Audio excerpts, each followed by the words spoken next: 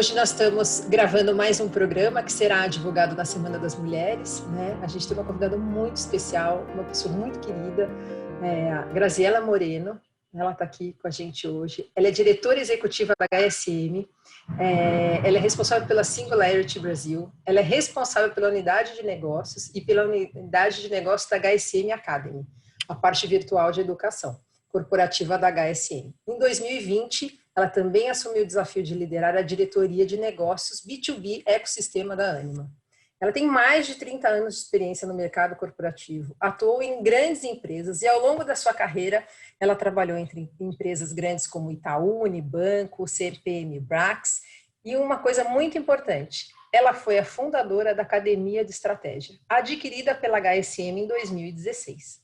Ela também é escritora do livro Aceleração de Aprendizagem, lançado no Brasil, é o Super Training. Então, ela é idealizadora desse modelo de educação. Ela é formada em administração de empresas pelo Mackenzie, é pós-graduada em marketing, tem engenharia, MBA em marketing e estratégia pela FI Business School. Então, a gente tem hoje o prazer de estar conversando com a Graziela Moreno. Grazi, eu queria começar fazendo uma pergunta para você, querendo que você contasse um pouquinho para a gente, como é que é a sua vida, a sua carreira profissional, como é que ela se desenvolveu, porque você tem um pouco dos dois expertises, né? Você foi empreendedora, você criou, né, a Academia de Estratégia e agora você é uma grande executiva. Então, queria que você contasse para a gente um pouquinho da sua carreira. Renata, obrigada, que honra, que prazer estar aqui nesse bate-papo. É um privilégio a gente falar para as pessoas sobre carreira da mulher, especialmente nessa Semana da Mulher, né? E a gente, como mulher, as trajetórias, elas nem sempre são tão bem-sucedidas, né? Tem vários desafios.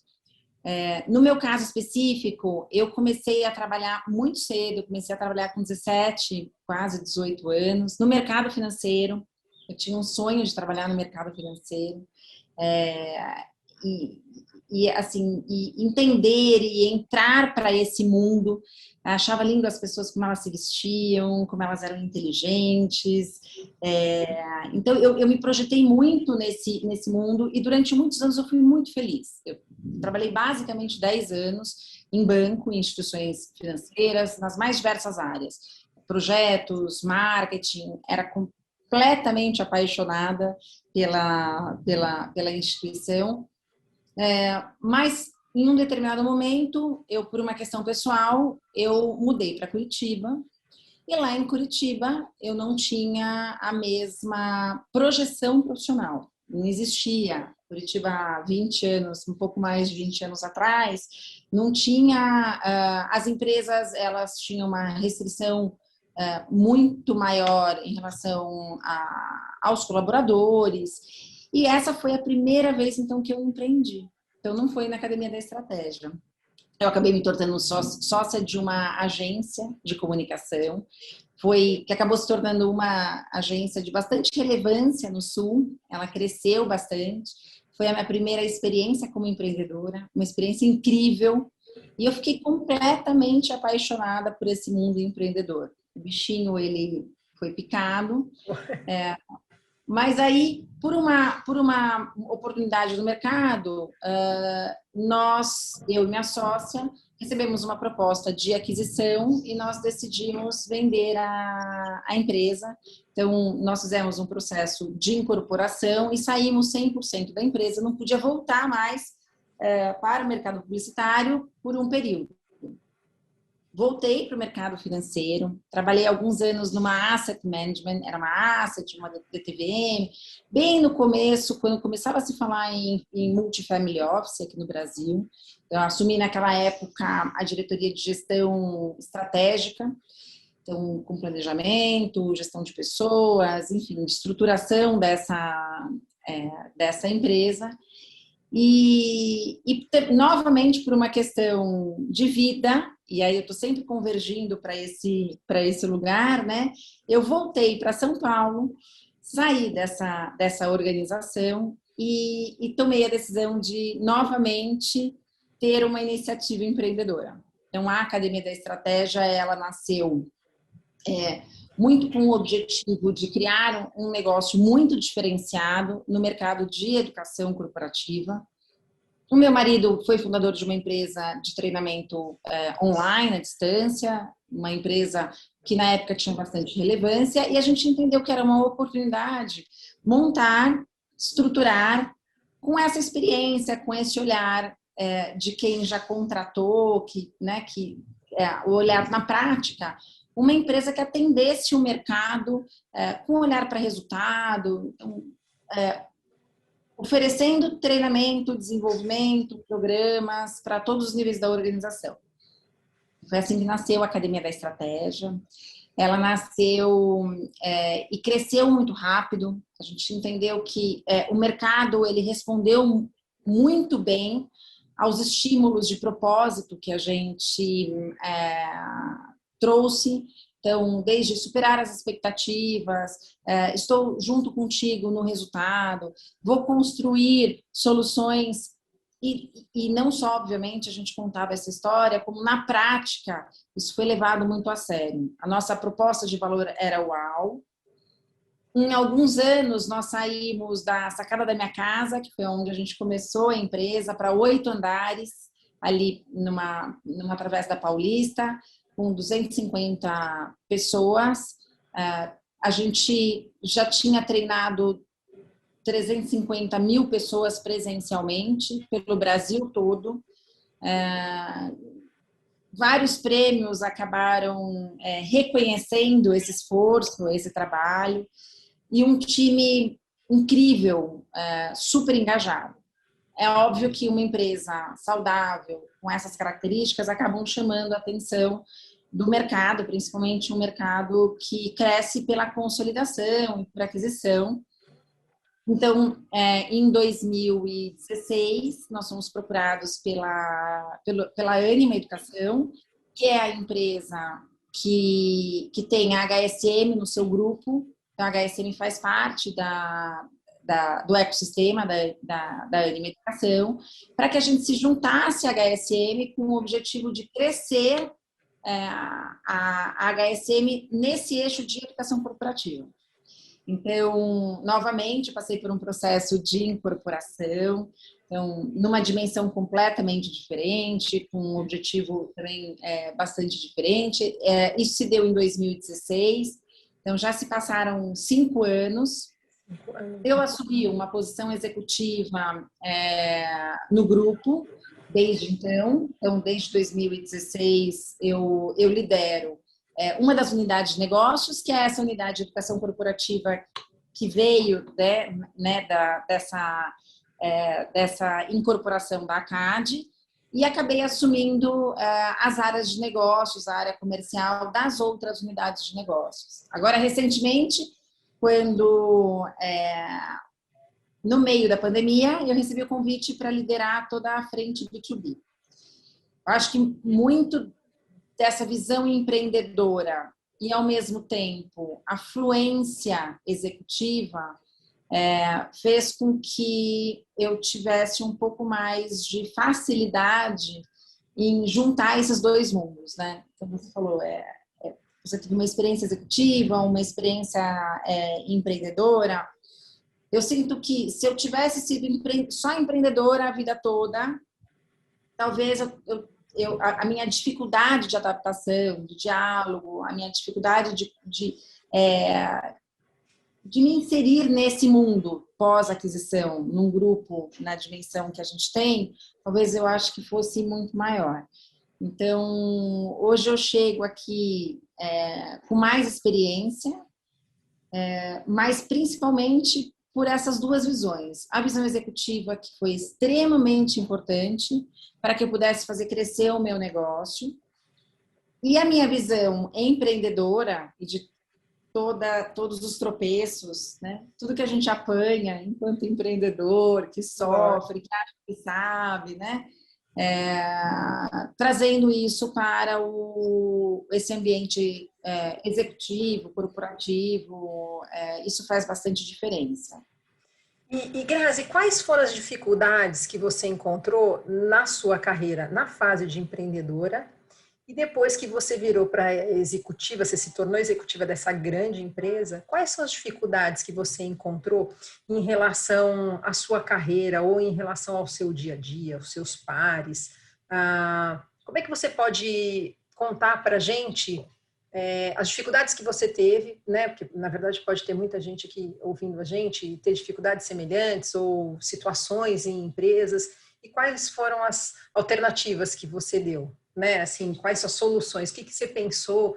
Ou, por exemplo, você teve momentos delicadíssimos, vendo a empresa, não vendo, né? Eu, na verdade, hoje eu comando, você comandava uma academia, né, de estratégia, uma empresa com 250 pessoas, crescendo, né, com um horizonte, toma essa decisão de virar executiva de uma empresa, o que muda no seu dia a dia? E o que você achou assim, que foi mais difícil para você e que você acabou transformando isso no seu dia a dia, incorporando e facilitou, você aprendeu, né, com isso?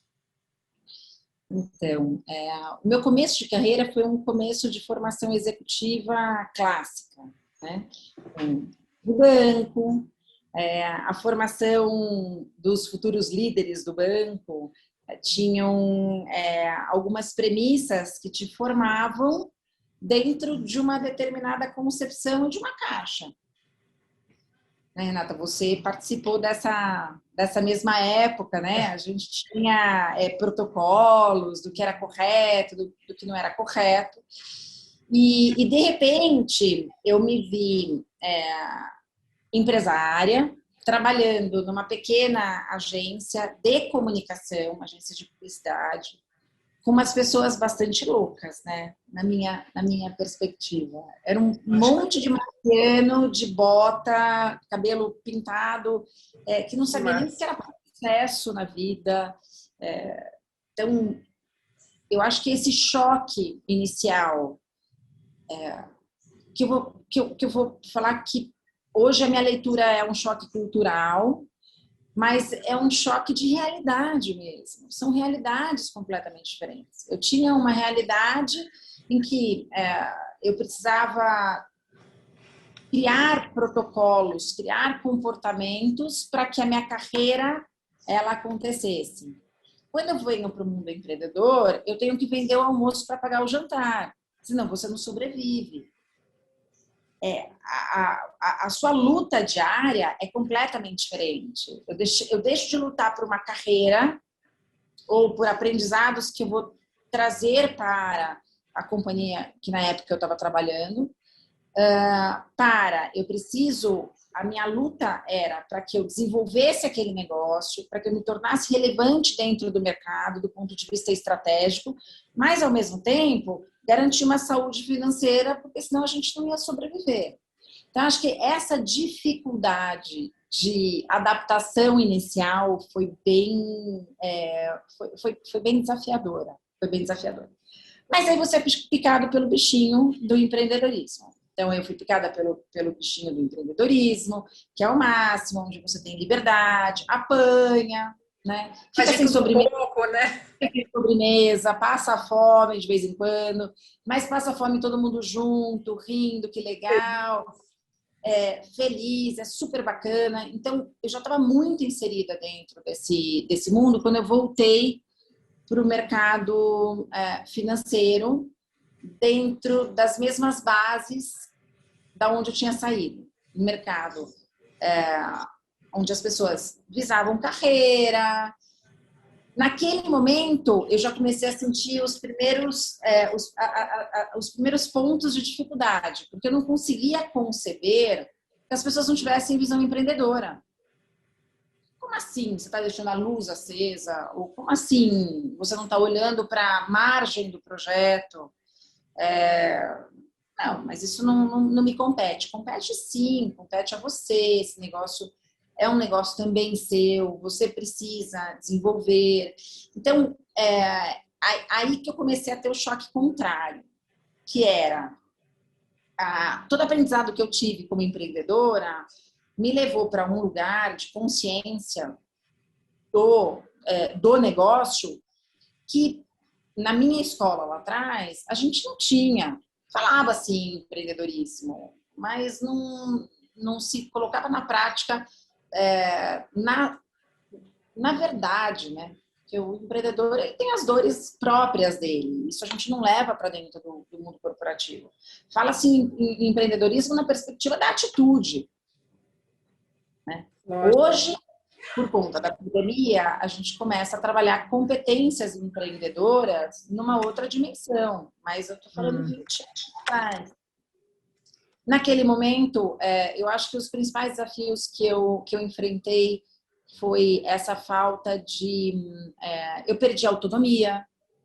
A autonomia, inclusive, para não ser bem-sucedida. Você não tem espaço para não ser bem-sucedido no mercado executivo. Tem. Se você não tem espaço... E aí, Renata, eu não estou dizendo nem que é bom nem que é ruim. Né? Eu acho que tem as duas coisas. Eu sou apaixonada pelo mundo executivo e sou apaixonada pelo mundo empreendedor. Os dois lados têm pontos muito positivos e tem pontos, tem desafios que são importantes. Nesse caso específico, eu enfrentei esses desafios de adaptação, de levar essa visão empreendedora, a visão de dono, e me irritava profundamente quando eu percebia que o restante da diretoria não estava na mesma página que eu, porque para mim aquilo era, né, jogar dinheiro fora. Por outro lado, eu vivi deliciosamente as rotinas corporativas boas, de participar de um conselho, de você ter pares, você ter troca, não precisar se preocupar com fluxo de caixa para pagar folha no final do mês, né, no início do mês. Então, eu tive, e eu acho que essa mistura desse olhar empreendedor que eu não conseguia abrir mão mais, porque eu já era direito adquirido, mas e com essa paixão pelo mundo corporativo, eu vivi anos muito legais nesse lugar. Quando eu voltei para São Paulo e tive essa decisão, né? Eu volto para o mercado aqui em São Paulo ou eu monto uma empresa, quais foram os critérios que me fizeram tomar a decisão de montar uma empresa? Eu acho que é a emoção, é a paixão, é de gostar de uma montanha-russa, de trazer isso para dentro do sangue, já estava aqui, era intrínseco no meu corpo, não tinha mais como. E eu falei, que delícia montar um negócio. E aí você embarca, você mergulha, não tem... precisa coragem e precisa paixão. Se você tem coragem dia após dia, e se você é apaixonado pelo que você faz, você acredita naquilo, pode ter dor, pode durar um pouquinho mais, mas o prazer que a gente tem de montar alguma coisa que contribui para o desenvolvimento das pessoas, para o seu sonho, para o desenvolvimento, inclusive, da economia de um modo geral, não tem preço. Então, eu vivi esse momento incrível, foram 8, quase 9 anos de desenvolvimento, até que houve aquele momento que eu falei da aproximação, né, de um grande grupo, e voltei novamente para... quase como eu falo que é uma brincadeira bumerangue, né? Parece que eu vou, volto. Não, mas você fez esse shift tão bem feito, porque exatamente isso que você falou, né? Você tinha todos os processos, que foi de quando você começou, né? Aí você montou uma empresa, você já tinha um olhar muito maior, né? Então, quem é dono de empresa é a área de marketing, é o RH, é o financeiro, é o administrativo, é o fiscal. Na verdade, você acaba sendo todas as áreas da empresa no começo, né? Então, você vai entendendo cada vez mais, você tendo mais flexibilidade, agilidade, e com a cabeça de dono, e você montando e crescendo e criando estratégias, né? E aí você volta para a parte executiva, né? Com toda essa bagagem que você tem, trazendo essa vontade de crescer, perfeito. Eu não teria como não ser esse sucesso, né? A gente escuta você falando de coragem, amar o negócio, brilha os olhos, sabe? Eu acho que motiva quem está aqui do lado de cá ouvindo, é uma coisa E eu sinto um pouco disso que você está falando, porque eu tive uma experiência, né, no mercado financeiro por muitos anos, trabalhei em várias instituições e decidi sair para montar criar a empresa, né, dar aquele pontapé inicial. Eu e meus dois sócios começamos a trabalhar e hoje, depois de 2 anos e meio, a empresa cresceu muito. Lógico, tem muita coisa ainda para a gente fazer, mas a gente sente, e isso que você está dizendo, se você tem coragem, disposição e ama o que você faz, não tem como não dar certo, né? E não tem hora, não tem lugar, né? É sempre, a gente Você trabalhar junta. mais e mais feliz, né? Às vezes as pessoas perguntavam assim, qual é o seu hobby? Meu hobby é meu trabalho, porque é onde eu me realizo, eu amo, adoro. A gente teve algumas dificuldades, obviamente, nesse processo de incorporação, como nessa última, como todas as organizações. Porque, diferente das outras vezes que eu fui sozinha para dentro da organização, Renata, dessa vez eu vim com um time todo. E um time que vivia uma realidade muito diferente de uma grande organização. Então, as dores não eram mais só as minhas dores, né? Até porque eu tinha tomado uma decisão da venda consciente. Eu sabia o que eu ia enfrentar. Eu sabia o que ia ser legal e o que não ia ser legal. Entendi. Era consciente. Mas o que diferenciou de todas as outras vezes foi a dificuldade de adaptação do time. As pessoas não conseguiram se adaptar. Quem não conseguiu se adaptar não está mais conosco.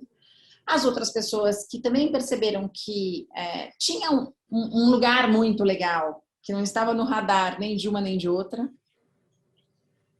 E é esse lugar que a gente queria ocupar, né? Então, a gente conseguiu achar um lugar muito bacana de desenvolvimento, de carreira. Mas foram os primeiros anos, os 2 primeiros anos, de verdade, foram desafiadores nessa perspectiva. Porque daí não é só o empreendedorismo do empreendedor, é o empreendedorismo de um time que vem de uma empresa empreendedora, de uma empresa ágil, de uma empresa menor, uma empresa de dono, que tem esse mindset, esse mesmo mindset. A gente implanta isso, né? A gente constrói isso com o time. Para uma grande organização que tem regras, tem processos, e tem que ter. E tem, porque se não tiver, também não consegue. Mas, graças a essa visão também empreendedora desse time, a gente teve muito sucesso na abertura da educação corporativa dentro da HSM, por exemplo. Porque a visão era de negócios, era de estruturação. Renato, você imagina no começo da pandemia, 90% dos nossos treinamentos eram presenciais. Eu falei, fali, né? Eu me senti falida uma semana. Se eu não tivesse um time com uma experiência empreendedora, que tivesse a capacidade de se adaptar, que já não tivesse passado fome lá no passado para conseguir sobreviver, que sabe que sobremesa só sobra no final de semana. Sabe se reinventar, né? E que sabe se reinventar rapidamente, com agilidade, a gente não teria entregue o melhor ano das nossas vidas. Ao contrário. Então, nós saímos em março da falência absoluta, foi assim que eu dormi, no dia 16 de março, para o melhor resultado da história que a gente teve de todos os anos. Mas eu atribuo 100% de responsabilidade a esse background, essa experiência, a esse perfil desse time que sabia que estava na guerra. E já esteve diariamente na guerra. E aí não tem medo, tem coragem, enfrenta, vai para o front, testa, volta. Dentro de uma grande organização, isso é um pouco mais difícil acontecer. Como nós estávamos no meio de uma crise, a gente conseguiu achar esse caminho e deu muito certo. Então, para mim, a equação é muito, muito simples dessa história. Como é que a gente consegue tirar o melhor dos dois mundos? Né? Eu acho que esse é o grande segredo. E aí, eu acho que os dois têm que ter coragem. Né? As empresas As startups, elas têm que ter um olhar para aquilo que tem de bacana na experiência corporativa, na perspectiva de processos, de olhar de futuro, de estruturação, que normalmente nem todos os empreendedores estão conectados, né? E colocam isso no radar. E, por outro lado, as organizações têm que sair do campo do discurso do empreendedorismo só na perspectiva da atitude, da tomada de decisão, para uma mudança comportamental mesmo, para uma mudança comportamental. Eu acho que tem vários movimentos que já estão acontecendo, movimentos ágeis, né? Acho que tem uma mobilização forte de várias organizações, mas levar o melhor de uma para outra, para mim, já é sair na frente em relação ao mercado.